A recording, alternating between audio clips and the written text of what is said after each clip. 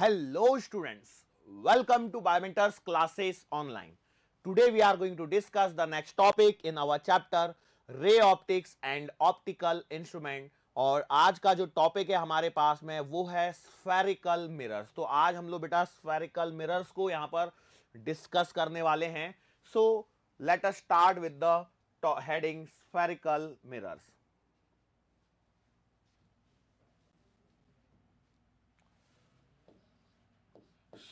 यहां पर हम लोगों ने क्या कर दिया है, स्फेरिकल मिरर. ठीक है, तो स्फेरिकल मिरर की हम लोगों को बात करनी है बेटा. स्फेरिकल मिरर क्या होता है? जब हमारे पास में एक हॉलो स्फीयर हो और उसके कुछ एक पार्ट को यदि उसमें से हम लोग कट कर दें और एक उसको पॉलिश कर दें तो जो हमारे पास में सेक्शन बनता है उसे हम लोग कहते हैं स्फेरिकल मिरर कहते हैं. उसे क्या कहते हैं? स्फेरिकल मिरर कहते हैं. मतलब कैसे? जैसे मान के चलो हमारे पास में ये एक हिस्सा है, ठीक है, ये हॉलो स्फीयर है, ठीक है, और ग्लास का हॉलो स्फीयर है. मैंने इसमें से क्या कर दिया, ये वाले एक हिस्से को काट दिया. तो ये वाले हिस्से को यदि मैं काट देता हूं या फिर मैं एक हिस्से को यहां से काट देता हूं, मान के चलो एक हिस्से को यहां से काट देते हैं तो हमारे पास में दो हिस्से बन गए. अब इसमें से एक पार्ट को हम लोग क्या कर देते हैं, सिल्वर कर देते हैं. तो जैसे मान चलो ये हिस्सा आया और इसको ऐसे मैंने सिल्वरिंग कर दी और ये देखो ये ऐसा ऐसा बन सकता है या फिर ऐसा भी हो सकता है कि हम लोग यहां पर इसको ऐसे कर दें. तो ये जो बनता है हमारे पास में, ये बन गया है एक स्फेरिकल मिरर. यहां पर हमारे पास में क्रिएट हो गया है. ठीक है, सो ये है स्फेरिकल मिरर. अब इस स्फेरिकल मिरर में कुछ टर्मिनोलॉजीज आने वाली हैं जिनको हम लोगों को यहां पर देखना है. हालांकि अब यदि मैं बात करूं तो स्फेरिकल मिरर्स के दो टाइप्स होंगे. एक होगा कॉनकेव मिरर और एक होगा आपके पास में कॉन्वेक्स मिरर. एक होगा कॉनकेव मिरर और एक होगा आपके पास में कॉन्वेक्स मिरर. उत्तल दर्पण, अवतल दर्पण, हिंदी मीडियम, ध्यान रखना आपके अकॉर्डिंगली, क्योंकि मुझे भी बहुत बार मतलब हिंदी टू इंग्लिश बताते समय कॉनकेव कॉन्वेक्स में कंफ्यूजन हो जाता है, उत्तल अवतल कहां रहा है. लेकिन आप लोग कॉनकेव कॉन्वेक्स के हिसाब से यहां पर समझिए, क्योंकि देखो वैसे भी अब आपको आगे धीरे धीरे तो इंग्लिश सीखनी है ना. ऐसा तो है नहीं ना कि इंग्लिश को भूल जाएंगे. इंग्लिश के बिना आपका आगे मेडिकल फील्ड कैसे काम करेगा. Yes, okay. So let us start with the some terminologies used in spherical mirror. हम लोग लिख रहे हैं कुछ टर्मिनोलॉजीज के बारे में हम लोग यहां पर बात करने वाले हैं. Terminologies used in spherical mirror. ठीक है, terminology used in spherical mirror. तो भैया यहां पर सबसे पहले मैं आपसे कहूंगा कि मान के चलो यहां पर हम लोग सबसे पहले एक मिरर को ऐसे बना लेते हैं. ठीक है, ये हम लोगों ने एक मिरर बना लिया है. ठीक है,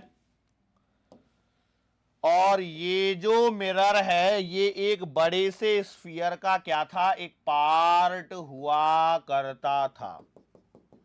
ठीक है, ये ऐसे इसका पार्ट हुआ करता था. ठीक है, अब यहां पे गोल नहीं दिख रहा है, कोई दिक्कत नहीं है, डरने की जरूरत नहीं है. और ये जिस स्फीयर का पार्ट था ये उसका सेंटर है. ठीक है, ये उसका क्या है, सेंटर है. तो अब यहां पर हम लोग टर्मिनोलॉजीज को स्टार्ट करते हैं. सबसे पहले हम लोग बात करते हैं यहां पर कुछ सी, जैसे मैंने जो लिखा है सी. तो ये जो सी है ना, बेसिकली ये है आपका सेंटर ऑफ कर्वेचर. ये क्या है, सेंटर ऑफ कर्वेचर इसे बोलते हैं, कर्वेचर. ठीक है, अब इसकी मिरर के इस पॉइंट से जो सेंटर पॉइंट है यहां से जो डिस्टेंस होती है उसे हम लोग बोलते हैं रेडियस ऑफ कर्वेचर और ये होती है आर. ठीक है, अब ये जो पॉइंट मैंने यहां पर ये जो लाइन खींची है, बेसिकली ये लाइन जो है वो है आपकी प्रिंसिपल एक्सिस. तो टर्मिनोलॉजीज को मैं लिखते जा रहा हूं यहां पर. ये है आपकी प्रिंसिपल एक्सिस है यहां पर. ठीक है, और यहां पर आपके पास में एक पॉइंट होगा, इसे हम लोग P से डिनोट करेंगे, जिसे हम लोग कहेंगे पोल. जिसे हम लोग क्या कहेंगे, पोल कहेंगे. ये C है, C stands for centre of curvature. यहां पर कहीं बीच में एक पॉइंट आएगा F, जिसे हम लोग फोकल पॉइंट या फोकस कहेंगे. इसके अलावा यहां पर और कोई दूसरे टर्मिनोलॉजीज के बारे में हमें कोई ज्यादा टेंशन लेने की जरूरत नहीं है. तो सबसे पहले सेंटर ऑफ कर्वेचर से स्टार्ट किया है. तो सेंटर ऑफ कर्वेचर क्या है, it is the point of, it is the point what, centre of curvature कौन सा पॉइंट है, ये उस ओरिजिनल स्फीयर का सेंटर है जिसमें से इसे मैंने कट किया है, जिसमें से मैंने इसे क्या किया है, इस मिरर को कट करके निकाला है, ठीक है। तो हम लोग कहेंगे C is the centre of original sphere from which mirror is cut, जिसमें से इस मिरर को क्या किया गया है, काट के अलग निकाला गया है, उसे हम लोग कहेंगे सेंटर ऑफ कर्वेचर। आगे बढ़ता हूं, अगला जो पॉइंट यहां पर निकल के आता है वो है पोल। पोल क्या होता है,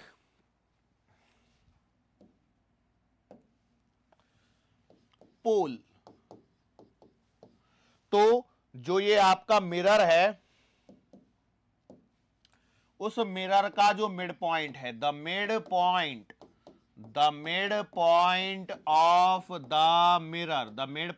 ऑफ द मिरर, इसे हम लोग कहते हैं बेटा पोल। यस और नो? मिरर का मिड पॉइंट क्या हो गया, पोल हो गया। अब यहां पर पोल से पास होने वाली जो एक्सिस है उसे हम लोग नाम देंगे प्रिंसिपल एक्सिस। तो हम लोग लिख देते हैं प्रिंसिपल एक्सिस के बारे में। तो प्रिंसिपल एक्सिस क्या है, देखो ये एक इमेजिनरी लाइन है जिसको हम लोग बना रहे हैं, इस पर हम लोग ऑब्जेक्ट्स वगैरह को प्लेस करेंगे, लेकिन मेनली क्या है, हम लोग ऐसा कह सकते हैं प्रिंसिपल एक्सिस क्या है, द इमेजिनरी लाइन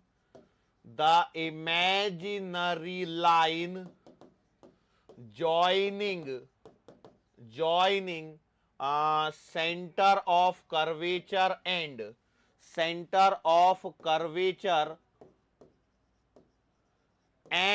pole, और हम लोग कह सकते हैं इसको हम लोग एक्सटेंड कर सकते हैं up to infinity, and objects will be placed on this principal axis. लेकिन ऐसा कोई हार्ड एंड फास्ट रूल नहीं है, हमारे सिलेबस का जो पोर्शन है वो सिर्फ इतना ही है कि हम लोगों को सारे ऑब्जेक्ट्स प्रिंसिपल एक्सिस पर ही रख के देखने हैं, लेकिन कोई ऐसा जरूरी नहीं है, ठीक है। तो ये हमारे पास में प्रिंसिपल एक्सिस हो गई। फिर उसके बाद में हमारे पास में और क्या आएगा, radius of curvature. Radius of curvature क्या होगा बेटा, रेडियस ऑफ कर्वेचर, तो बेटा रेडियस ऑफ कर्वेचर है एक्चुअल में the radius of the original sphere.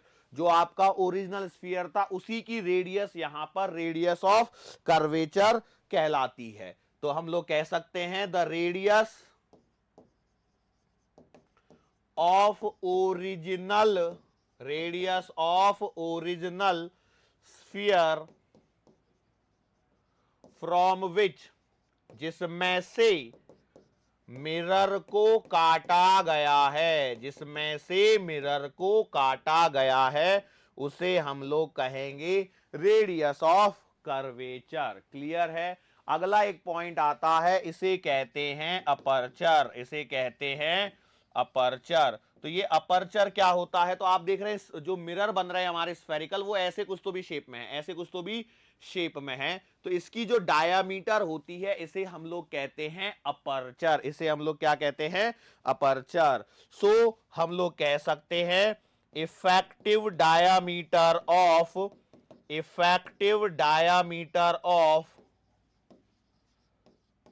Light reflecting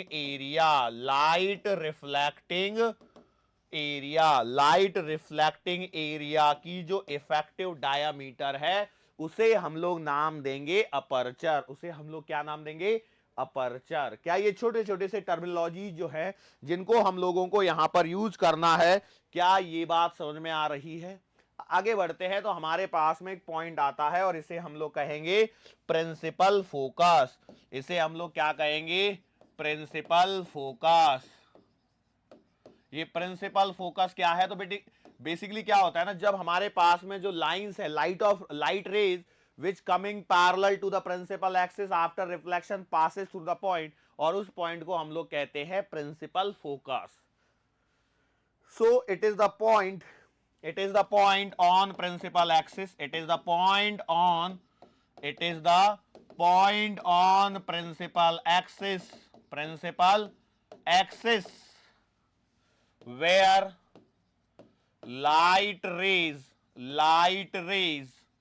either meet, या तो वो सच में मिलती हैं, और appears to meet, या तो फिर मिलती हुई प्रतीत होती है, appears to meet after reflection of light, after reflection of light rays from mirror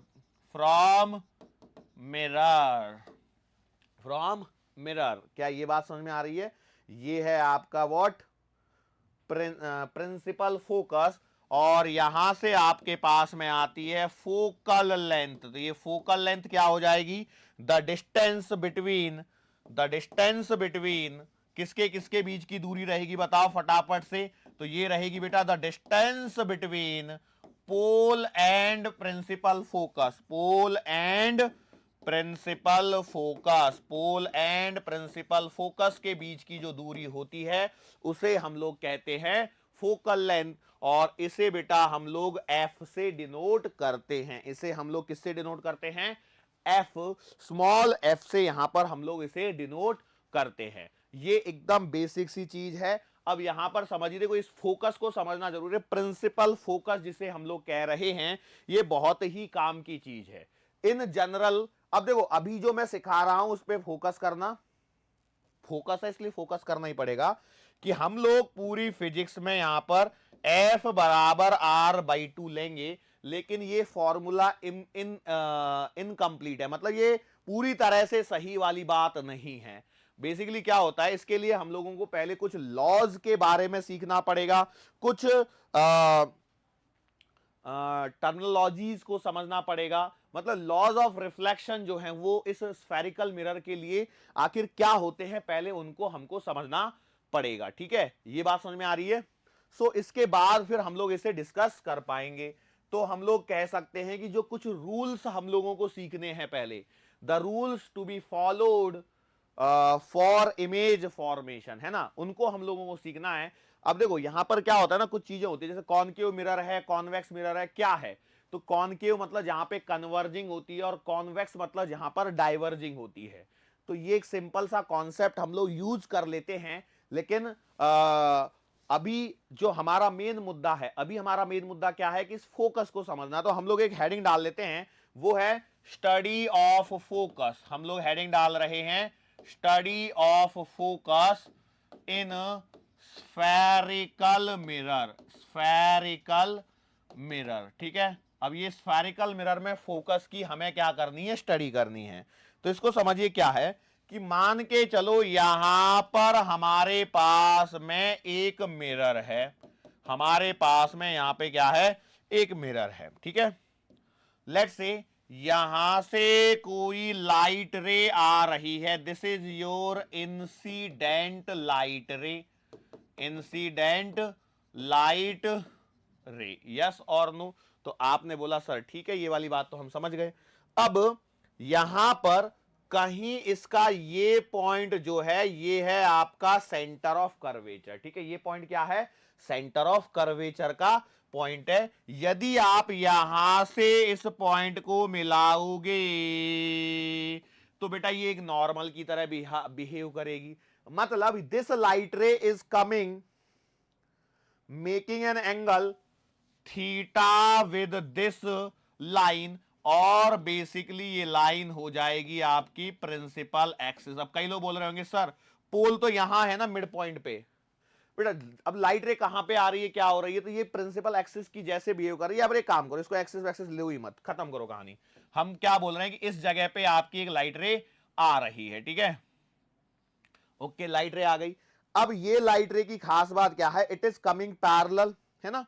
अभी मेरे को लॉज ऑफ रिफ्लेक्शन तो पता नहीं है, लेकिन मैं इतना जानता हूं लॉज ऑफ रिफ्लेक्शन, देखो laws of reflection for this spherical case अभी नहीं मालूम है मेरे को कि भैया कहां से क्या होता है। हालांकि आगे चल के मैं यही बोलूंगा कि जो लाइट रे पैरेलल आ रही है, coming parallel to the principal axis will pass through the focus, लेकिन वो तब होता है, उसकी कंडीशन होती है, और वो होती है पैराक्सियल रे। मान के चलो ये डिस्टेंस काफी ज्यादा है, तो भैया जब ये एट एन एंगल थीटा पे आई तो बेटा क्या होगा कि यहां से होगा रिफ्लेक्शन और यहां से रिफ्लेक्शन होगा, तो ये यहां पर इधर से आई और ये यहां पर कहीं मिलेंगी, ठीक है, ये यहां पर कहीं मिल गई हैं, यहां पर पहुंची हैं, ठीक है, ध्यान समझ में आ रहा है। तो यदि ये वाला एंगल थीटा है तो ये वाला एंगल भी क्या होगा, थीटा होगा। इसमें एक पॉइंट को और समझिए, ये वाली जो डिस्टेंस है ये आपकी टोटल डिस्टेंस कितनी है, कैपिटल आर है, क्योंकि ये रेडियस ऑफ कर्वेचर, भाई सेंटर से आप इसके किसी भी पॉइंट पर चले जाओ ये क्या होगी, आर होगी। यदि आप देखोगे तो ये वाली जो पूरी डिस्टेंस है ये भी क्या होगी, आर ही होगी, क्योंकि यदि आप यहां पर पोल मानते हो तो सेंटर ऑफ कर्वेचर और पोल को मिला दो, वो रेडियस ऑफ कर्वेचर के बराबर होती है। तो इसमें कोई दो राय नहीं है। अब यहां पर हम लोगों ने पूछा है आपसे, मैं यहां पर आपसे पूछना चाहता हूं बस छोटी सी बात, और वो छोटी सी बात ये है कि भैया ये पोल से कितनी दूरी पर मिलेंगी। तो आपने बोला लेट से मान लिया कि एक्स डिस्टेंस पर मिलेंगी, ठीक है, आगे चल के रूल सिखाए जाएंगे तब बताया जाएगी। All the distances are measured from the, all the distances are measured from the what, pole. आपको एक्स अच्छा नहीं लग रहा है तो आप वाई ले सकते हैं, जो आपको लेना है वो आप यहां पर ले सकते हैं, ठीक है, ओके। अब मैं यहां पर एक छोटा सा स्टेप ले रहा हूं, वो क्या है, I am drawing a perpendicular. मैं यहां पर क्या कर रहा हूं, एक परपेंडिकुलर डालता हूं। जैसे ही मैं यहां पर परपेंडिकुलर डालता हूं तो अब यहां पर सिचुएशन देखो ये क्या बनती है, ये एंगल थीटा, ये एंगल थीटा है और ये वाला एंगल कितना है बताओ, तो ये बन गया z, मतलब ये अल्टरनेट एंगल, तो मतलब this angle is also theta. अब ये एंगल थीटा है, इधर वाला एंगल भी क्या है, अंदर का एंगल थीटा है, क्यों, क्योंकि एंगल ऑफ इंसिडेंस बराबर एंगल ऑफ रिफ्लेक्शन के कारण ये वाला एंगल थीटा है। देखो ऊपर ब्लू थीटा है, नीचे ब्लैक थीटा है, blue theta is your angle of incidence और जो ब्लैक थीटा है वो है आपका एंगल ऑफ रिफ्लेक्शन। ये लाइट रे आई यहां से रिफ्लेक्ट होकर इस पॉइंट पर पहुंची और ये डिस्टेंस आपको बतानी है यहां पर। तो मैं बोला ठीक है सर वो तो बता देंगे, उसमें कोई दिक्कत नहीं है, लेकिन अभी बताओ आगे क्या करें। आगे मैं ये बोल रहा हूं कि भैया देखो ये वाली डिस्टेंस आपको मालूम है ये आर है और ये आर बेटा यहां से ली गई, ठीक है, तो एकदम कट टू कट। अब इसमें यदि मैं देखूं तो ये एंगल ये देखो ये साइड कॉमन है, ठीक है, ये मेरा 90 का डिग्री का एंगल, ये मेरा 90 का एंगल, ये थीटा और ये थीटा सेम है, ये वाला और ये वाला एंगल भी अपने आप क्या हो जाएंगे, सेम हो जाएंगे, होंगे या नहीं होंगे। देखो मैंने यहां पे किया है, मैं इसको वापस मिटा दे रहा हूं, ठीक है, ये एंगल भी आपस में क्या होंगे, सेम होंगे। तो इसका मतलब ये दोनों सिमिलर ट्राइंगल है और एक साइड इनकी कॉमन आ रही है और एक साइड कॉमन आते ही मेरे पास में एक सिचुएशन बन जाएगी, वो क्या होगी कि भाई मैं कह सकता हूं कि ये वाली जो डिस्टेंस है ये भी r/2 होगी और ये भी r/2 होगी और ये आपका जो मैंने परपेंडिकुलर डाला है that will become perpendicular bisector. ये ज्योमेट्री से आ रहा है, ठीक है, मतलब सिचुएशन क्या है, देखो ये ट्राइंगल की सिचुएशन ऐसी है कुछ, ठीक है, ये ऐसा डाल दिया, ये एंगल 90, ये एंगल 90 बराबर। अब इसमें देखो 90 के सामने वाला ये एंगल थीटा है और ये वाला एंगल भी थीटा है। अब जाहिर सी बात है ये दोनों एंगल भी आपस में क्या रहेंगे, सेम ही रहेंगे, क्योंकि भाई दो एंगल यदि सेम है तो तीसरा ऑटोमेटिकली सेम होता है, क्योंकि ट्राइंगल के एंगल का एडिशन तो 180 से ज्यादा हो नहीं सकता। ओके, तो इसका मतलब ये क्या बन जाएगा, परपेंडिकुलर बाइसेक्टर बन जाएगा, ये दोनों साइड क्या हो जाएंगी, सेम हो जाएंगी। तो इस बेसिस पर मैं कह सकता हूं ये r/2 है और ये भी r/2 है। क्या ये बात समझ में आई। सर इससे हम क्या प्रूव कर रहे हैं, तो मैं आपको बताता हूं, हमें जो निकालना है ना वो हमें फाइंड आउट करना है कि भैया ये x कितना आएगा, ये x कितना आएगा ये हमें फाइंड आउट करना है। तो मैंने मान लिया भैया ये जो है ये दूरी है z और ये दूरी है y, जो मैंने परपेंडिकुलर ड्रॉ किया है वो y है, ये x है और ये z है। तो मैं कह सकता हूं कि मुझे x निकालना है और x का आंसर आएगा r माइनस का z। x का आंसर कितना आएगा, r पूरे में से z को सब्ट्रैक्ट कर दो। सबसे पहले z के बारे में सोचो। अब तो z के बारे में यदि सोचना है तो बेटा आपको इस वाले ट्राइंगल पे फोकस करना पड़ेगा, जहां पर ये वाला एंगल 90 है, ये थीटा है, ये r/2 है, ये z है और ये बेटा y है ना। तो यहां पर कैसे फोकस कर सकते हो, z के बारे में सोचो। तो मैं लिख देता हूं एडजेसेंट अपॉन हाइपोटेनियस लिख सकता हूं क्या, यस। तो मैं लिख सकता हूं कॉस थीटा बराबर एडजेसेंट मतलब r/2 अपॉन हाइपोटेनियस। तो z को इधर डाल दूं तो it implies I can write z बराबर r/2 divided by cos theta. ऊपर ले जाऊंगा तो ये कितना मिल जाएगा, r/2 sec थीटा। तो इसका मतलब ये हो गया कि मेरा x का आंसर आया है r माइनस r/2 और बेटा sec थीटा। बोलो यस और नो। x बराबर कितना आ गया, r minus r/2 sec theta. तो बेटा ये वो पॉइंट है जहां पर light ray which are coming parallel to principal axis will meet after first reflection. ये बात समझ में आई। तो ये जो x है ना, बेसिकली ये है आपकी फोकस लेंथ या फोकल लेंथ। ध्यान रखिए फॉर्मूला क्या निकल के आया, फॉर्मूला निकल के आया x बराबर r minus r/2 sec theta. अब यदि मैं यहां पर बोलूं कि भैया इफ थीटा इज स्मॉल, छोटा एंगल कर दिया जाए, तो क्या हो जाएगा, सेक थीटा जो है वो अप्रोक्सीमेटली क्या हो जाएगा 1। क्यों, कॉस जीरो क्या होता है 1, छोटा मतलब जीरो की तरफ सोच रहे हैं हमेशा। तो कॉस जीरो क्या होता है 1, तो कॉस जीरो 1 है तो सेक जीरो भी 1 आएगा, तो सेक थीटा 1 हो जाएगा। तो therefore you can say that कि भैया x will be equals to r minus r/2 into 1। तो इसका मतलब ये हो गया कि x का आंसर आ गया r/2, और ये x को ही आप f बराबर r/2 पूरा आगे पढ़ने वाले हो। मतलब क्या है कि भैया देखो, ये f बराबर r/2 आपको कब मिला, कब मिला, जब मैंने कंडीशन मानी है कि when थीटा इज स्मॉल। जब मैंने कंडीशन मानी है कि आपका जो थीटा है, जो एंगल ऑफ इंसिडेंस है, वो आपका छोटा है, तो मेरे को ये सिचुएशन मिली है। जब ये एंगल आपका छोटा होगा ना, तो इसके साथ में और भी कुछ कंडीशन हो सकती हैं। मतलब इस थीटा के स्मॉल होने के लिए और भी कॉजेज हो सकते हैं, और वो कॉजेज होते हैं कि when light is coming nearer to principal axis then also theta become small. तो दूसरी कंडीशन हो सकती है कि लाइट कमिंग पैरेलल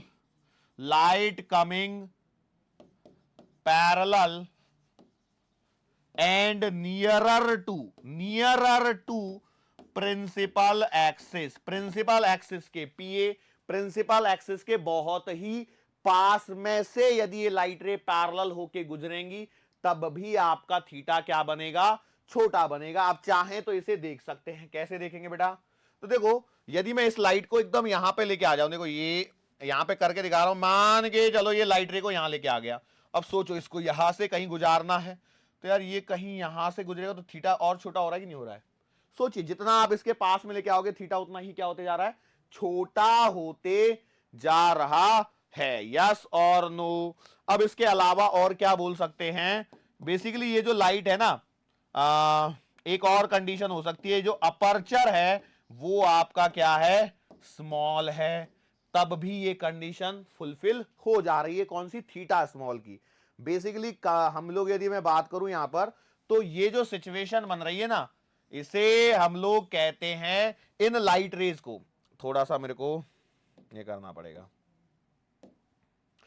जो थीटा इज स्मॉल या light coming parallel to principal axis है, नियरर टू प्रिंसिपल एक्सिस, इस वाली सिचुएशन को बोला जाता है light rays are paraxial rays. इन रेज को बोला जाता है पैरेक्सियल रेज। तो अगली बार आपको ध्यान रखना है कि when light rays are paraxial, तो F will be equals to r/2। लेकिन यदि थीटा स्मॉल नहीं है, तो इस बात को समझ जाइए कि आपका आंसर कुछ तो भी अलग आने वाला है। क्या ये बात समझ में आई है? सर थोड़ा सा एग्जाम्पल दे दो ना ताकि समझ में आए। एक बात को समझ लीजिए कि पूरी कंडीशन में F बराबर r/2 कब है, लिख लू मैं यहां पे।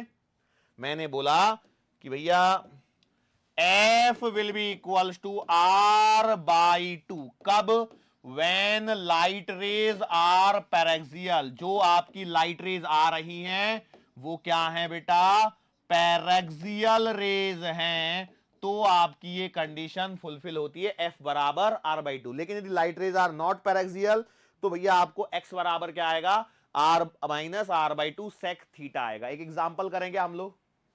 ओके, वो एग्जांपल है, क्वेश्चन में बोला गया है कि भैया आपके पास में एक प्लेन मिरर है, सॉरी प्लेन मिरर बोल रहा हूं मैं बार बार गलती से, एक मिरर है, इसका रेडियस ऑफ कर्वेचर मान लो 10 मीटर है। तो अब आप समझ चुके हो क्या सिचुएशन है, अपर्चर काफी बड़ा हो गया है। एक लाइट रे है जो यहां से पैरेलल आती है और रिफ्लेक्शन के पश्चात इसमें यहां पर बोला गया है this is the angle 37 degree, angle of incidence is 37 degree. तो बताओ कि ये यहां से पोल से कितनी दूरी पर मिलेंगी, ये सवाल हो गया। ठीक है, तो हमारे पास में आंसर आएगा x बराबर r minus R by 2 sec theta. ठीक है, तो x will be equals to what, r है आपका 10 माइनस 10 बटे 2 सेक 37। सेक 37 कितना हो जाएगा जरा देखो बेटा, x बराबर 10 माइनस कॉस 37 होता है 4/5, तो ये आएगा 4/5 मतलब 5/4। अरे तेरी 53 ले लेता तो क्या हो जाए 5/3, तो और भी गड़बड़ी होती थी, कोई बात नहीं, चलो ठीक है। तो दिस इज द आंसर। तो आपके पास में आएगा 10 माइनस 25/4, तो 4/40 में से बचिए 15, 15/40 और 15/40 मतलब 5 या 15, 5/40 मतलब this is the distance 3/8 metre. Yes और नो, सवाल समझ में आया। लेकिन यदि ये एंगल बहुत छोटा होता, लाइक मैंने बोला होता कि 1 डिग्री, तो इसका मतलब आंसर कितना आता 5 मीटर। तो अब आप सोचिए कितना पास से होकर के ये गुजर रही हैं, 3/8 मीटर, 1 मीटर भी पूरा नहीं बैठा। श्योर हैं, क्या ये पॉइंट समझ में आया? Are you sure enough? Okay. Generally अब ये जो एंगल देंगे ना वो 45 से छोटा ही एंगल देंगे। सर 45 से छोटा क्यों देंगे? दे सकते हैं, बड़ा भी दे सकते हैं, लेकिन फिर वो क्या लाइट रेज इधर जाने लग जाएंगी फिर। ठीक है, तो अमूमन अब ये जो पॉइंट मैंने यहां पर आपको डिस्कस करवाया है, ये आपको सिर्फ कॉन्सेप्ट समझाने के लिए है कि एग्जैक्टली क्या चीजें यहां पर पॉसिबल हैं। क्लियर? सो अब हम लोग आगे बढ़ते हैं और अपने रूल्स को डिस्कस करते हैं। ठीक है, पैराक्सियल लाइट रेज वगैरह, अब मेरे को मालूम हो गया लाइट रेज जो हमें पढ़नी है वो पैराक्सियल है। सर यदि क्वेश्चन में बोला नहीं गया हो तो, क्वेश्चन में नहीं बोला गया है कुछ भी, तो मानना है कि लाइट रेज आर पैराक्सियल, हमें सिर्फ उतनी ही स्टडी यहां पर करनी है। ठीक है, यस और नो? तो हम लोग स्टार्ट करते हैं कुछ रूल्स। रूल्स क्या हैं? पहला रूल कहता है द लाइट रे, अब मैं कुछ नहीं बोल रहा हूं, मतलब पैराक्सियल रे के लिए मैं बात कर रहा हूं। The light ray coming parallel to principal axis, parallel to principal axis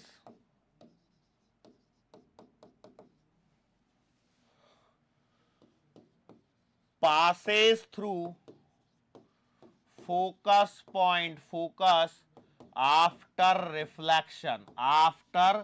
reflection from mirror, reflection from mirror। क्या ये बात समझ में आ रही है? यस और नो? ओके।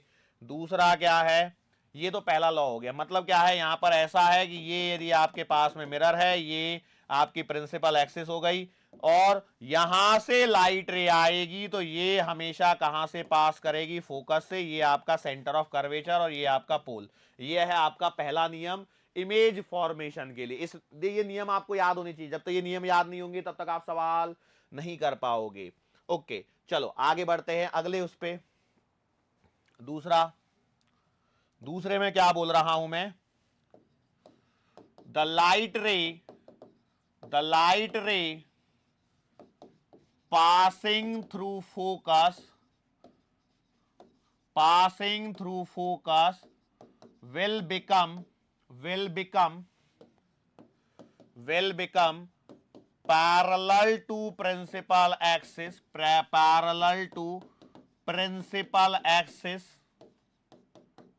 आफ्टर रिफ्लेक्शन के पश्चात वो क्या हो जाएगी? पैरेलल हो जाएगी प्रिंसिपल एक्सिस के। सर डायग्राम बना के बताओ। लो भैया डायग्राम, ये आपके पास में डायग्राम हो गया, मिरर हो गया, यहां पर मान के चलो एक फोकस है। यदि कोई लाइट रे ऐसे आती है तो ये पास कहां से करी? फोकस से। तो भैया रिफ्लेक्शन के पश्चात it will become parallel to the principal axis, it will become parallel to the principal axis। ये हो गया दूसरा लॉ। ठीक है, दूसरा नियम जो आपको काम आएगा किसके लिए? इमेज फॉर्मेशन के लिए। आगे बढ़ते हैं, अगले पर बात करते हैं। तीसरा वाला क्या है? तीसरा लॉ है, अब तीसरा लॉ बेसिकली क्या है ना, ये तो आपको बस ये मान लीजिए कि हम लोग कुछ आपको बताने की कोशिश कर रहे हैं, वैसे कुछ है नहीं, इससे भी आपका काम बन जाएगा, इनसे इन दो से ही काम बन जाता है वैसे तो। कि मान के चलो द लाइट रे passing through centre of curvature traces its path back,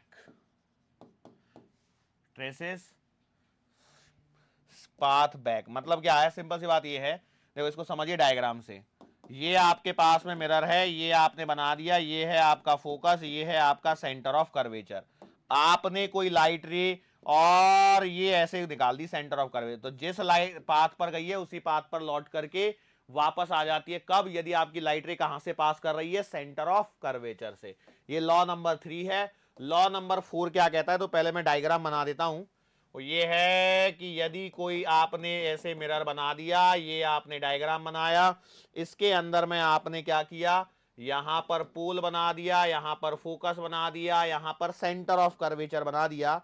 अब यदि कोई लाइट रे सीधा पोल पे आती है तो जितने एंगल पे आती है उतने ही एंगल पे चली जाती है। यदि ये एंगल थीटा है तो ये एंगल थीटा है। बताओ इसमें क्या लॉ है? रिफ्लेक्शन का कॉन्सेप्ट है जो पहले सीखा हुआ है। तो ये आपका चौथा नियम है। वो क्या कह रहा है कि the light ray reaching at pole will reflect making same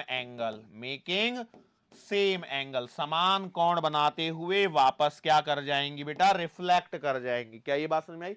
जितने एंगल पे आई उतने ही एंगल पर वापस चली जाएगी, जितने एंगल पर आई उतने ही एंगल पर वापस चली जाएगी। गेटिंग? ओके, चलो आगे बढ़ते हैं। ये हो गए हमारे क्या नियम। अब हमारे पास में होता है साइन कन्वेंशन। अब हम लोगों को क्या सीखना है? साइन कन्वेंशन सीखना है। साइन कन्वेंशन का मतलब क्या? वो जिनको हम लोगों को यूज करना है जब क्वेश्चंस को सॉल्व करेंगे तभी। तो अभी आपको सीखना है, सबसे पहला काम है साइन कन्वेंशंस। तो भैया साइन कन्वेंशन का मतलब है जब आप डिस्टेंसेस वगैरह सब मेजर करोगे तो उसमें किस प्रकार से आपको डिस्टेंसेस को मेजर करना है, क्या है। तो इसका पहला नियम कहता है all the distances are measured from poles. ध्यान रखना, all the distances are measured from pole. सारी डिस्टेंसेस को आपको हमेशा कहां से मेजर करना है? पोल। तो हमेशा पोल पे खड़े हो जाइए और वहां से डिस्टेंस को मेजर करना चालू कीजिए। पहला नंबर का नियम ये है। दूसरा क्या है? दूसरा ये है कि व्हेन वी ट्रैवल या when we measure a distance opposite to incoming light ray, आने वाली लाइट रे के अपोजिट में यदि मेजर करी जाती है कोई distance, when we measure a distance opposite to incoming light ray then it is negative. तो इसे हम लोगों को क्या लेना है? इस डिस्टेंस को नेगेटिव। अब अपनी बुद्धि ज्यादा मत लगा लेना, sir distance can not be negative, ऐसा मत बोल लेना, ठीक है। हम लोग भी जानते हैं डिस्टेंस नेगेटिव नहीं हो सकती, लेकिन यहां पर जो साइन कन्वेंशन जो फॉर्मूले आएंगे उनके लिए हमको इनको काम में लेना है। अगला जो है, अब समझ जाइए कि when we measure a distance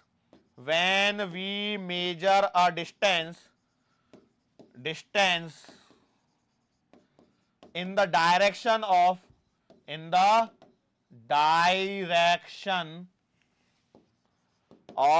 incoming light ray, तो क्या होगा? It will be positive. तो इसे हम लोग क्या मानेंगे बेटा? पॉजिटिव मानेंगे। एक डायग्राम पे बनाते हैं तब आपको समझ में आएगा। जैसे ये है हमारे पास में, मैंने ये एक मिरर बना दिया, ठीक है। अब देखो, हमेशा यदि ये ऐसा मिरर आपको बनाए के दिया गया है तो यहां पर है आपके पास में पोल, यहां पर है एफ और यहां पर है सी, ठीक है। अब मान के चलो कोई लाइट रे मेरे पास में इधर से आई तो वो इधर से इधर निकल जाएगी, बोलो यस और नो। बिल्कुल है। आपको क्या करना है, आप खड़े हो जाइए पोल पे, खड़े हो गए पोल पे। अब यहां से देखिए तो आपकी लाइट रे इधर से इधर आ रही है और आपको इधर में चलना है फोकल को मेजर करने के लिए, यस और नो। फोकल लेंथ कितनी होगी, मान के चलो ये डिस्टेंस है पाई सेंटीमीटर, तो आप लिखोगे एफ बराबर माइनस का 5 सेंटीमीटर। बात समझ में आई? क्यों? क्योंकि आपको इनकमिंग लाइट रे के अपोजिट चलना है, आपको इनकमिंग लाइट रे के अपोजिट चलना है। ये यहां पर कहानी काम की है। तो ये सेम ऑब्जेक्ट कहां रख दिया है, उसकी इमेज कहां बनी है, तो उनके लिए इसे हम लोगों को साइन कन्वेक्शन को ध्यान, साइन कन्वेंशन को हम लोगों को ध्यान में रखना है, ठीक है। क्या ये छोटी सी पॉइंट जो है, जो मैंने यहां पर आपको बताने का कोशिश की, क्या ये आपको समझ में आया है या नहीं आया है? ओके, मैं उम्मीद कर लेता हूं कि आपको ये सारी बेसिक सी चीजें समझ में आई हैं। यदि ये बेसिक सी चीजें आपको समझ में आई हैं तो now we will start with the next point and that is called as mirror formula. इसे क्या कहेंगे? मिरर फॉर्मूला हम लोगों को डिस्कस करना है। मिरर फॉर्मूला मतलब जिस पर आपके सारे न्यूमेरिकल्स बहुत हद तक डिपेंड करेंगे। मिरर फॉर्मूला क्या होता है? मिरर फॉर्मूला वैसे मैं आपको बता दूं, mirror formula 1/v plus 1/u बराबर 1/f। आगे चल के लेंस मेकर्स फॉर्मूला देखेंगे तो उसमें 1/v माइनस 1/u बराबर 1/f आएगा। मिरर में 1/v प्लस 1/u बराबर 1/f। u क्या है? ऑब्जेक्ट की डिस्टेंस, v क्या है? इमेज की डिस्टेंस, और f क्या है? फोकल लेंथ है। सो let us start with the simple concept. क्या हो रहा है इसको हम लोग यहां पर देखने की कोशिश करते हैं, ठीक है। हम लोग अब इस मिरर फॉर्मूला को जो डिराइव करेंगे कुछ अजम्पशंस के बेसिस पर, कुछ सिंपल चीजों के बेसिस पर करने वाले हैं। इसको समझिए। मान के चलो ये मैंने आपका मिरर रख दिया, ये यहां पर एक प्रिंसिपल एक्सिस बना दी, ओके। इस प्रिंसिपल एक्सिस के ऊपर ये पॉइंट है आपका पोल, ये पॉइंट है आपका फोकस, ये पॉइंट है आपका सेंटर ऑफ कर्वेचर, और मैंने एक ऑब्जेक्ट को रख दिया इसके भी पीछे। मैंने क्या किया है? एक ऑब्जेक्ट को रख दिया है इसके भी पीछे, ठीक है। अब देखो इसकी जब इमेज बनाने की बारी आएगी तो क्या होगा? ये O जो है वो सेंटर नहीं है, O stands for object. O जो है वो आपका ऑब्जेक्ट के लिए यहां पर बताया गया है, ठीक है। अब एक काम करेंगे, F को गायब कर लूं क्या थोड़ी देर के लिए? सर ऐसा क्यों कर रहे हैं? उसके पीछे का रीजन ये है कि इस F को हटा दीजिए अभी के लिए। रीजन ये है कि भाई आपकी जो इमेज बनेगी वो कहां बनेगी, उसके चक्कर में फिर आप कंफ्यूज हो जाओगे, क्योंकि अभी फिर बोलोगे आप आगे चल के इमेज फॉर्मेशन सीख जाओगे तो फिर आप बोलोगे सर इमेज तो यहां बननी चाहिए थी, ऐसा बनना चाहिए था। इसके लिए हम लोग क्या करते हैं, इसको अभी नेगलेक्ट कर देते हैं, ठीक है। अब मान के चलो, इसमें और थोड़ा सा मिटाना पड़ेगा लगता है मेरे को, ओके। वाओ,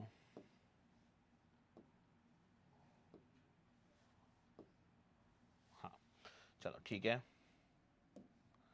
हाँ, मैंने क्या कर दिया, यहां पर रख दिया एक ऑब्जेक्ट, ठीक है,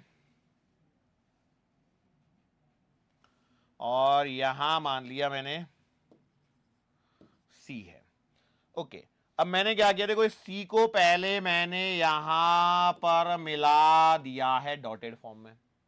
अब इसके बाद देखो O से एक लाइट रे को मैंने चलाया और ये यहां पर आके मिली, ठीक है। अब ये क्या होगा, यहां पर एंगल ऑफ इंसिडेंस बनेगा और ये यहां से रिफ्लेक्ट होके कहीं यहां गिरेगी। गिरेगी या नहीं गिरेगी? तो आपने बोला सही बात है।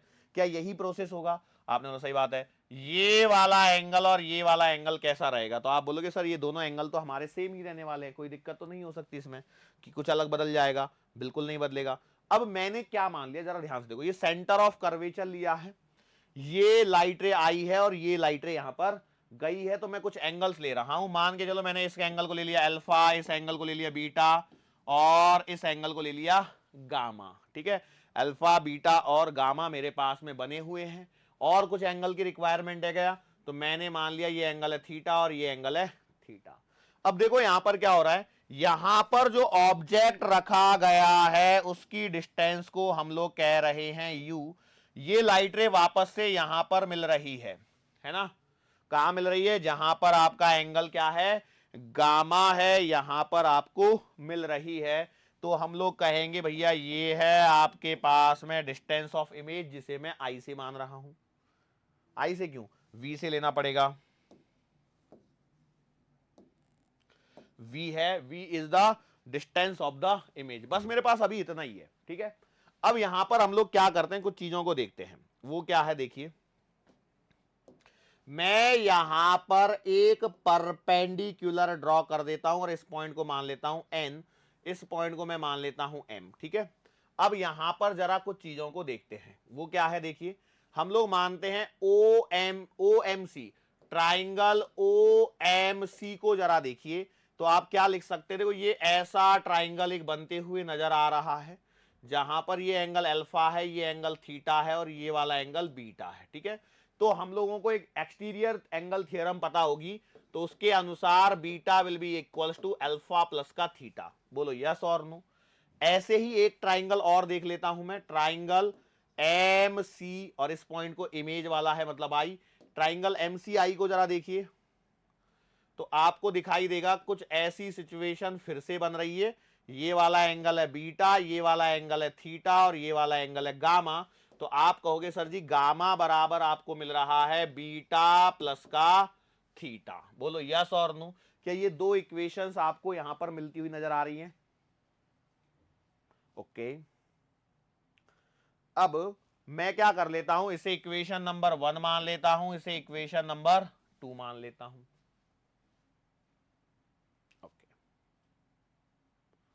ओके, तो बताओ यदि मैं इसमें इक्वेशन 1 में से इक्वेशन 2 को सब्ट्रैक्ट कर दूं तो क्या बनेगा, बीटा माइनस गामा बराबर अल्फा प्लस का थीटा माइनस बीटा प्लस का थीटा। बोलो यस और नो। आपने बोला सही बात है। जरा सॉल्व करेंगे तो आएगा कितना, बीटा माइनस गामा बराबर अल्फा माइनस का बीटा। क्या ये कुछ ऐसा ही आपको मिलते हुए नजर आएगा? आपने बोला सही है। लेफ्ट राइट एडजस्ट कर लो जरा इसको। अरे गामा इधर आएगा तो प्लस, बीटा उधर जाएगा तो 2 बीटा।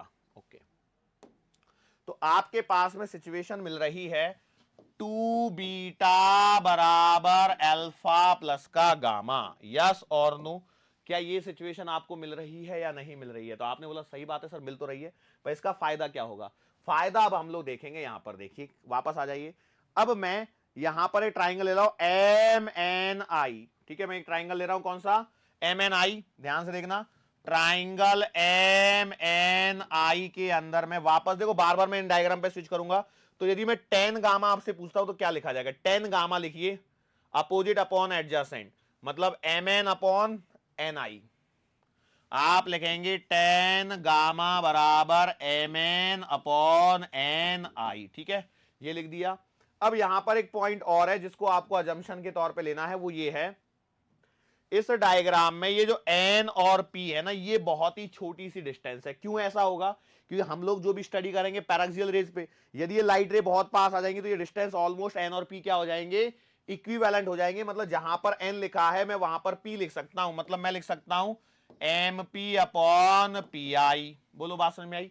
और पी आई का मतलब क्या है, पी आई का मतलब है यहां पर वी से, तो मतलब आप लिख सकते हो एम पी अपॉन वी। बोलो ठीक है, ओके। और यदि मैं बोलूं कि एंगल्स आर वेरी स्मॉल, तो इसका मतलब मैं लिख सकता हूं कि गामा की वैल्यू आ जाएगी एम पी अपॉन वी। बोलो यस और नो। ये मैंने एक ट्राइंगल के लिए करके दिखाया है, बाकी ट्राइंगल्स के लिए मैं सीधा सीधा लिख सकता हूं। कैसे, देखो, आ जाओ इधर। अल्फा सोचो, ये डिस्टेंस तो कॉमन है और ये वाली डिस्टेंस चाहिए, तो ये वाली डिस्टेंस पी से लेकर के ओ तक आएगी, मतलब आर, ठीक है।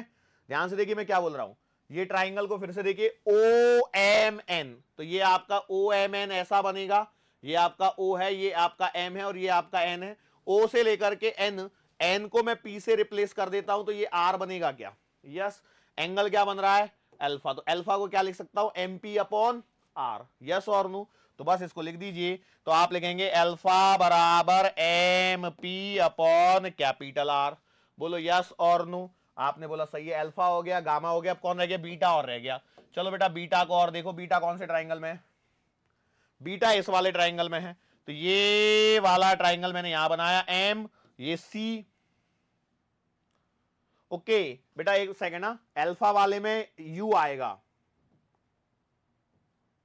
सॉरी बेटा इसमें कितना आएगा? यू आएगा ना कि आर, नहीं तो गलत हो जाता था, यू आएगा। ओके चलो हाँ, तो सी और ये हो गया एन, तो ये वाली डिस्टेंस आर हो जाएगी सी से लेकर के पी तक की। भैया देखो ये वाली डिस्टेंस आर हो जाएगी, ये आर हो गया, ये वाला एंगल आपको बीटा मिल रहा है, एन को मैं पी से रिप्लेस कर सकता हूं, तो जरा देखिए tan beta opposite upon adjacent, opposite upon adjacent, तो बीटा टेन बीटा कितना आएगा? MP upon CP, MP upon CP, तो एमपी अपॉन सीपी आएगा, मतलब मैं सीधा सीधा लिख देता हूं यहां पर कि भैया बीटा का जो आंसर आएगा वो आएगा एमपी अपॉन कैपिटल आर। अब आपके पास में जो रिलेशन है उसके अंदर में वैल्यूज को पुट कर दीजिए, तो you will get 2 into M P upon R बराबर अल्फा, अल्फा मतलब M P upon U plus का एम पी अपॉन वी, सारे एम पी को कैंसिल कर दो, तो आपके पास में बचेगा 2 बाई आर बराबर का 1 बाई यू प्लस का 1 बाई वी। अब इस 2 को देखो, 2 अपॉन आर को मैं लिख सकता हूं कैसे? 1 डिवाइडेड बाई आर बाई 2 लिख सकता हूं क्या? अब मैंने एंगल स्मॉल मान लिए, इसका मतलब इसे मैं डायरेक्टली लिख सकता हूं 1 बाई एफ बराबर 1 बाई यू प्लस का 1 बाई वी। अब यहां पर ध्यान रखना, इस फॉर्मूले को जब मैं डिराइव कर रहा हूं तो मैंने साइन को ध्यान नहीं दिया है। इसका सिंपल सा मतलब है, जब आपको न्यूमेरिकल में इनको यूज करना है तो आपको साइन का इस्तेमाल करना पड़ेगा। क्लियर है? 1 बाई एफ बराबर 1 by U plus 1 by V, इसे ही हम लोग मिरर फॉर्मूला कहते हैं, और इसकी रिक्वायरमेंट कहां पर पड़ेगी? जब आप न्यूमेरिकल सॉल्व करेंगे। लेकिन जब आप न्यूमेरिकल सॉल्व करेंगे तब आपको इनको पुट करके देखना पड़ेगा।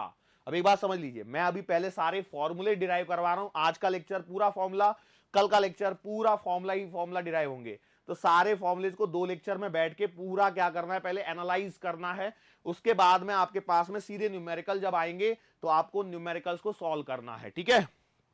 ओके चलो, यदि मैं आपसे पूछता हूं इसमें कोई ग्राफ वगैरह यदि मैं बनवाने की कोशिश करूं तो क्या आप ग्राफ बना सकते हो क्या? सिंपल ग्राफ बन जाएगा आराम से। कैसे? आपके पास में इक्वेशन है 1 बाई वी प्लस का 1 बाई यू बराबर 1 बाई एफ, और मैंने मान के चलो आपसे ग्राफ पूछ लिया 1 by U versus 1 by V, यही ग्राफ पूछे जाएंगे, ज्यादा टेंशन मत लीजिए। तो आप इसे लिख सकते हो 1 बाई वी बराबर का माइनस 1 बाई यू प्लस का 1 बाई एफ। तो देखो ये एक बन रहा है आपके पास में y x और c मत, और स्लोप कैसा आ रहा है बेटा? नेगेटिव, मतलब ये ग्राफ ऐसा आएगा। y इंटरसेप्ट कितना होना चाहिए? 1 बाई एफ, मतलब ये 1 बाई एफ हाइट पर रहेगा। बोलो ग्राफ बना सकते थे? यस और नो। लेकिन यदि यही ग्राफ में v और u के लिए बना दूं तो, मतलब मैं यही ग्राफ की कल्पना करता हूं u और v के लिए, तो बेटा ये जो ग्राफ है आपका लगभग ऐसे चलेगा, ये ग्राफ जो है लगभग ऐसे चलेगा। अब देखो इसमें क्या होता है ना, जैसे मैं u की वैल्यू को इन्फिनिटी पुट कर देता हूं, u की वैल्यू को इन्फिनिटी पुट कर देता हूं तो ये 0 हो जाएगा, तो v की वैल्यू f के बराबर आ जाएगी, है ना? और यदि u की वैल्यू को 0 पुट कर देता हूं तो v की वैल्यू इन्फिनिटी आ जाएगी। तो इस बेसिस पर मैंने ये ग्राफ यहां पर ड्रॉ किया है। इसको थोड़ा सा और यदि करेक्ट करना चाहूं तो मैं ऐसे कर सकता हूं,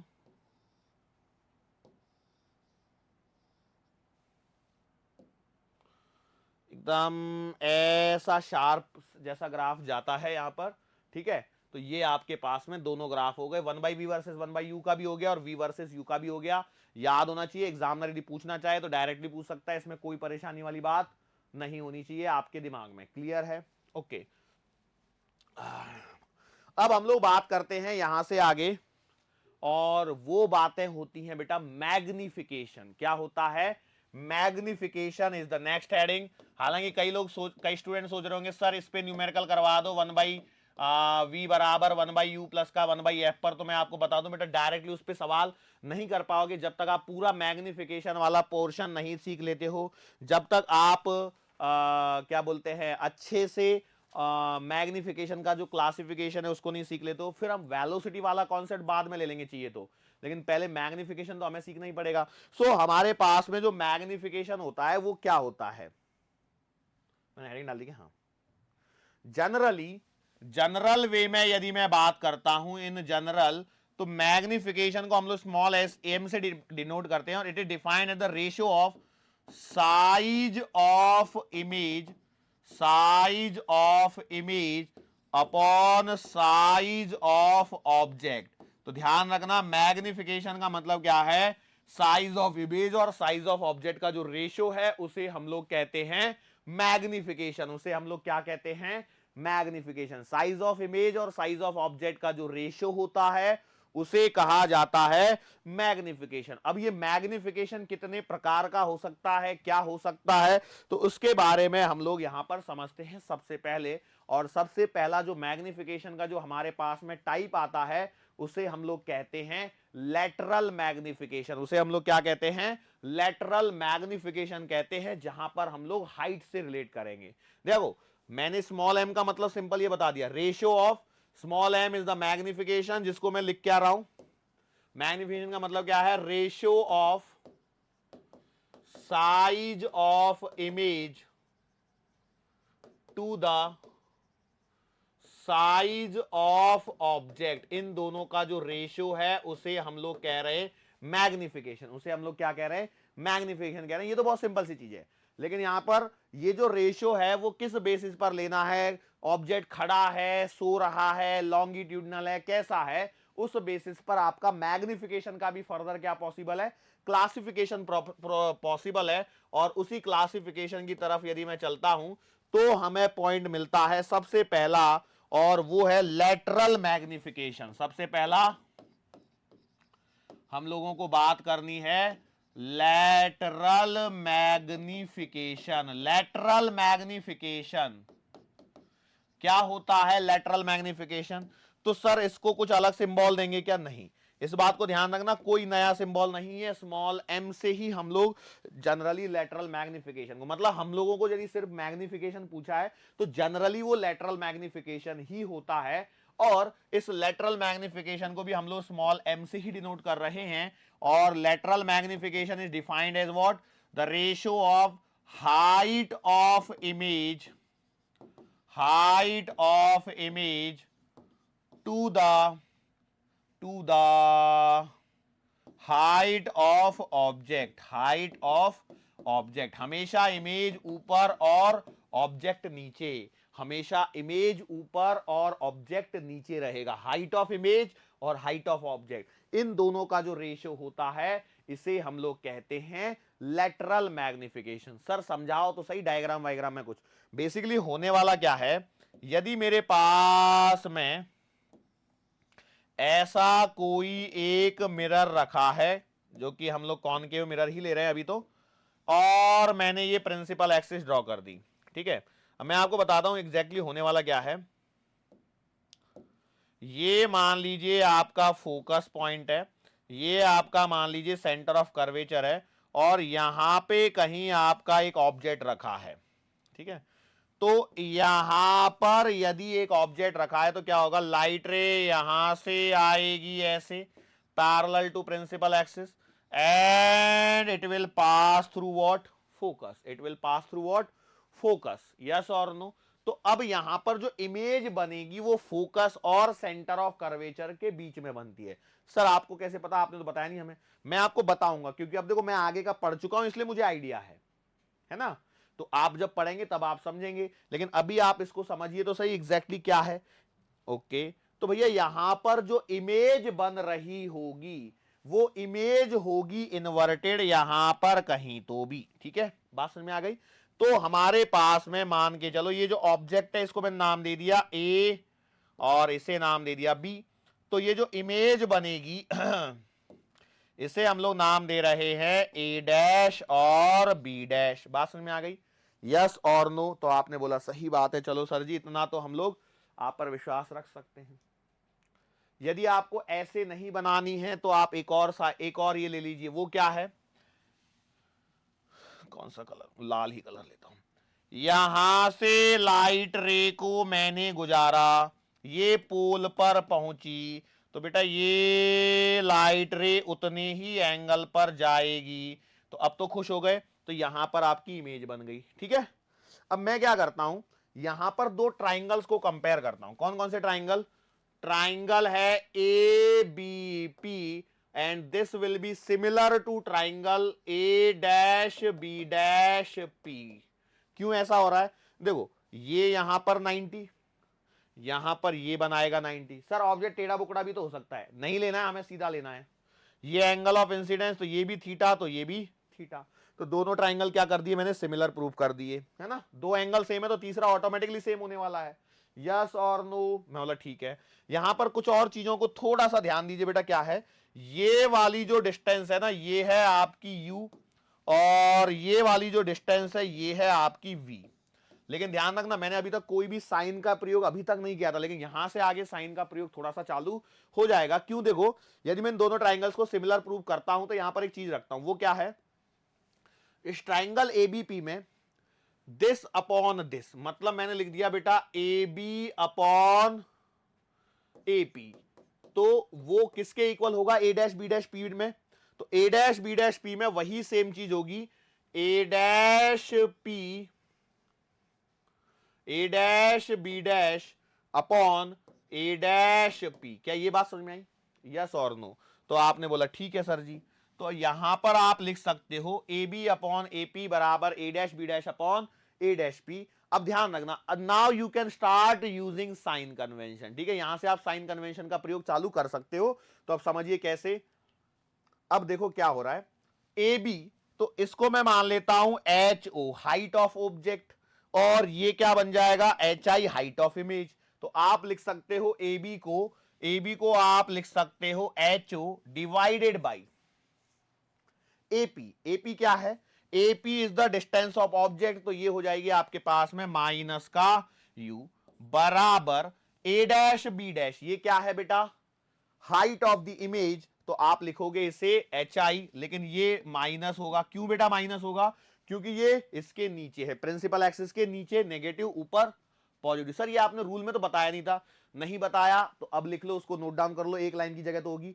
प्रिंसिपल एक्सिस के ऊपर पॉजिटिव, नीचे नेगेटिव। ठीक है, हाँ ये स्टैंडर्ड है, इसमें कोई ऐसा नहीं है कि लाइट किधर से आ रही है क्या हो रही है। चलो, अपॉन में आपको चाहिए ए डैश पी, तो ए डैश पी मतलब क्या है? डिस्टेंस ऑफ इमेज, मतलब आप इसे लिखोगे माइनस का वी। तो देखो यू और वी के माइनस तो वैसे भी कट जा रहे हैं, तो आप नहीं भी लेते थे तो भी कोई दिक्कत नहीं थी, बट एच आई में जरूर दिक्कत थी, क्योंकि ऊपर पॉजिटिव नीचे नेगेटिव। तो आप ये मान के भी चल सकते हैं कि आपने इसके साइन कन्वेंशन का प्रयोग नहीं किया है, किसके? यू और वी के। तो आप जरा यहां पर ध्यान से देखिए क्या हो रहा है कि आपको मिल रहा है H I upon H O बराबर माइनस वी बाई यू मिल रहा है ना। H I upon H O क्या मिल रहा है? माइनस का वी बाई यू मिल रहा है। तो यहां से आप कह सकते हो, और यही चीज किसके बराबर होती है? Lateral magnification. तो आपके पास में ये फॉर्मूला बन गया, एम बराबर H I upon H O बराबर minus V by U. H बराबर, sorry, H I upon H O बराबर माइनस वी बाई यू बराबर एम। सो ये है आपका लेटरल मैग्निफिकेशन का फॉर्मूला। तो इसमें से काम की चीज क्या है? ये हर लेवल पे, इंडिविजुअल लेवल पे काम आने वाली चीजें हैं, हर इंडिविजुअल लेवल पे काम आने वाली चीजें हैं। क्या ये बात आपको समझ में आती है या नहीं आती है? सर समझ में तो आती है, लेकिन थोड़ी थोड़ी सी आती है, इतनी ज्यादा समझ में नहीं आती है। तो कोई बात नहीं ना, हम लोग इनको सीखेंगे तभी तो, देखो पढ़ेगा इंडिया तभी तो बढ़ेगा इंडिया। यस और नो? अब यहां पर एक पॉइंट जो काम में आने वाला है वो मैं आपको बता दूं। देखो आपने पॉइंट पे गौर किया होगा कि एम की वैल्यू नेगेटिव आ रही है, माइनस, है ना। इसका मतलब क्या होता है? एम जब नेगेटिव आ जाता है इसका मतलब है image is inverted. Image is what? Inverted. Inverted का मतलब उल्टी बनी हुई है। कैसी बनी हुई है? उल्टी बनी हुई है। कैसे? जैसे एम को उल्टा लटका दो, क्या बनता है? डब्ल्यू। तो वैसे ही इमेज क्या बन चुकी है? उल्टी बन चुकी है। क्लियर? अब इसके आगे जो हमारे पास में पॉइंट आता है लेटरल मैग्निफिकेशन के पश्चात, वो आता है लॉन्गिट्यूडिनल मैग्निफिकेशन। क्या आता है? Longitudinal magnification. फिर आएगा एरियल मैग्निफिकेशन, फिर इसका मतलब ये नहीं है कि उसके बाद वॉल्यूमेट्रिक मैग्निफिकेशन आएगा, नहीं ऐसा नहीं आएगा। तो क्या है ना, ऑलरेडी अपना समय सीमा आपकी काफी आगे बढ़ चुकी है, तो हम लोग आज के लेक्चर को तो यहां पर समाप्त करेंगे। लेटरल मैग्निफिकेशन तक का पॉइंट हमने पढ़ लिया है, आगे लॉन्गिट्यूडनल, एरियल, वो सारी चीजें डिस्कशन करेंगे, क्योंकि लॉन्गिट्यूडनल में फिर से दो टाइप आएंगे, शॉर्ट इमेज और लॉन्ग इमेज, तो इसलिए वो लंबा खींचेगा, इसलिए मैं उसको आगे कंटिन्यू नहीं कर रहा हूं। सर मैग्निफिकेशन कोई नहीं लेते तो बढ़िया रहता, कोई नहीं, उसको रिवाइज कर लेंगे हम लोग शॉर्ट में एक बार। लेकिन अभी आपको यहां तक की चीजें पता हैं, तो एक बार इस पे कोशिश कीजिए। और आपको एक होमवर्क दिया जा रहा है, और होमवर्क क्या है कि फॉर्मेशन ऑफ इमेज, ये आपका होमवर्क है। फॉर्मेशन ऑफ इमेज ये आपका होमवर्क है। इसमें करना क्या है, देखो ये आपका कॉनकेव मिरर बनता है, मैं आगे आपको बता दूंगा। इसमें क्या है, यहां पर बेटा आपका फोकस है, यहां पर आपका सेंटर ऑफ कर्वेचर है, ठीक है। और रूल्स आपको मैंने सिखा दिए। पहला पॉइंट है कि यहां पर ऑब्जेक्ट को रखा O1, दूसरा पॉइंट है देखो यहां एक बार रख लो, एक बार यहां रख लो, एक बार यहां रख लो, एक बार यहां रख लो और एक बार यहां रख लो, तो ये 5 इमेज बनेंगी, ठीक है। 5 कौन कौन सी, beyond centre of curvature, at centre of curvature, between centre of curvature and focus, फिर एट फोकस और बिफोर द फोकस, ठीक है। तो ये 5 इमेजेस बनेंगी, इनका आपको होमवर्क कंप्लीट करके लाना है, ठीक है। और ऐसे ही अगला आपके पास में आ सकता है,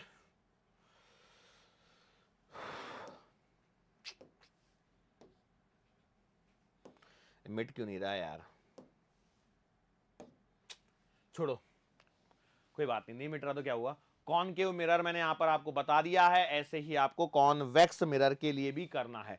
मैं जनरली आपको बता दूं कि आपको कॉनकेव मिरर ही ज्यादा पढ़ने को देखने को मिलने वाला है, कॉन्वेक्स मिरर बहुत ही थोड़ा सा हिस्सा आपको पढ़ने को मिलेगा, ठीक है। अभी जो हमारे पास में कॉनकेव मिरर है, जिसमें हम लोग यहां पर ऐसे कर रहे हैं, बाद में वहां पर कॉन्वेक्स मिरर आएगा, तो वो सारी चीजें मैं आपको समझा दूंगा, डाइवर्जन का केस जो होगा।